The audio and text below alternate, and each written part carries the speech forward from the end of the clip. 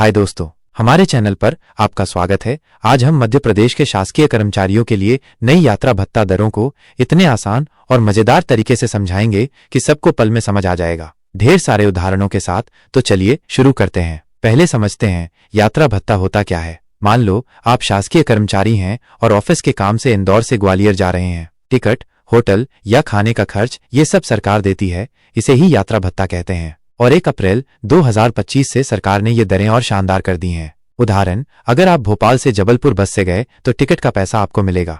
कर्मचारियों को 5 ग्रुप में बांटा गया है, ए, बी, सी, डी और ई। श्रेणी ए में बड़े अधिकारी जैसे डी, एम या डायरेक्टर। श्रेणी बी और सी में मिडिल लेवल जैसे स्कूल प्रिंसिपल या क्लर्क। श्रेणी डी और ई में जूनियर स्टाफ जैसे ऑफिस असिस्टेंट या ड्राइवर। आपकी सैलरी और जॉब के हिसाब से श्रेणी तय होती है। उदाहरण, अगर आप डीएम हैं तो आप श्रेणी ए में हैं। अगर ऑफिस में चाय सर्व करते हैं तो शायद ई में। अब वाहन भत्ता, अगर आप अपनी गाड़ी से ऑफिशियल काम करते हैं तो पैसे मिलते हैं। 301 से 450 किलोमीटर कार चलाई तो 2050 रुपए। वही दूरी बाइक से तो 750 रुपए। उदाहरण 1, मान लो आप भोपाल में इंस्पेक्शन के लिए 400 किलोमीटर कार से गए तो आपको 2050 रुपए मिलेंगे। उदाहरण 2, अगर आपने बाइक से 200 किलोमीटर ऑफिस का काम किया तो भी 550 रुपए मिल सकते हैं।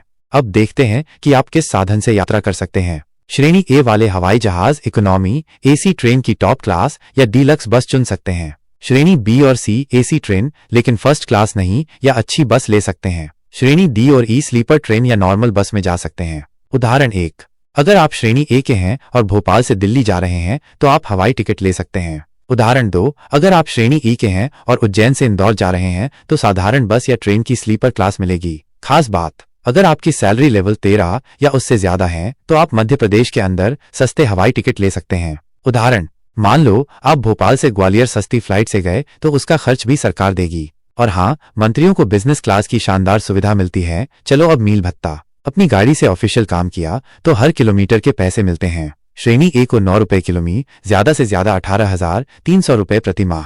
बाइक वाले को 4 रुपए प्रति किमी, ज्यादा से ज्यादा 3,700 रुपए। उदाहरण 1, आपने 100 किलोमीटर कार से इंस्पेक्शन किया तो 900 रुपए मिलेंगे। उदाहरण 2, अगर 50 किलोमीटर बाइक से गए तो 200 रुपए मिलेंगे। यात्रा में होटल का खर्च भी सरकार देती है। श्रेणी ए को दिल्ली में 7,400 रुपए दिन, भोपाल में 5,500 रुपए। श्रेणी ए को दिल्ली में 1,000 रुपए, भोपाल में 700 रुपए।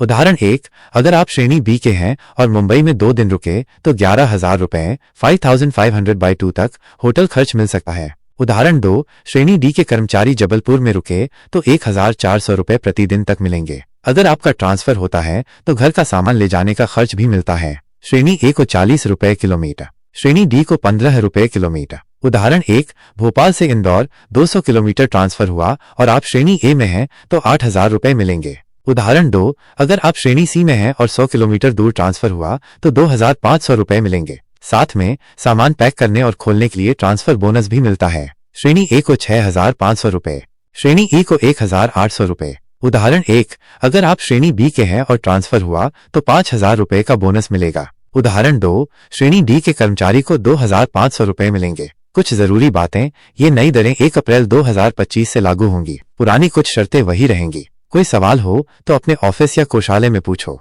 उदाहरण, अगर आपको होटल खर्च समझ नहीं आया तो अपने बॉस से पूछ लें। तो दोस्तों, अब यात्रा भत्ता तो अच्छे से समझ आ गया ना। अगर वीडियो पसंद आया तो लाइक करो, दोस्तों रिश्तेदारों के साथ शेयर करो और हमारे चैनल को सब्सक्राइब कर लो। बेल आइकन दबाओ ताकि हर नया अपडेट आपको सबसे पहले मिले। अगले वीडियो में मिलते हैं, तब तक बाय बाय।